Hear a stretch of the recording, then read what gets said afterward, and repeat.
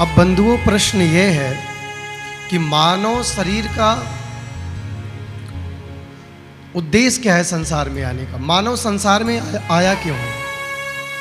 यह भगवत प्राप्ति का सबसे सरल साधन क्या है? भगवान की प्राप्ति किसे होती है या कैसे हो सकती है? भागवत जी में एक बड़ी अद्भुत कथा आती है आत्मदेव ब्राह्मण की। आत्मदेव ब्राह्मण तुंगभद्रा नदी के किनारे रहते थे। तुंगभद्रा तटे पूर्वम अभूतपत्तन मुत्तमम।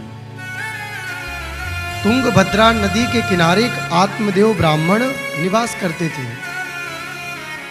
बड़ा संयमित जीवन था।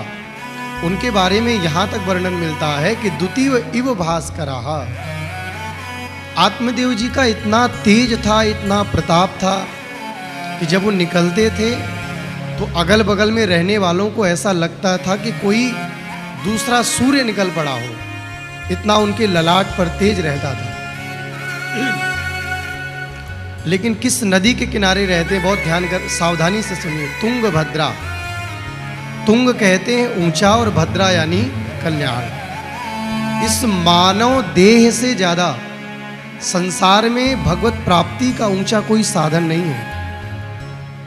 ये मानव देह ही है जिससे हम भगवत प्राप्ति संसार में आके कर सकते हैं। साधन धाम मोक्ष कर द्वारा और बड़े भाग मानुष तन आवा।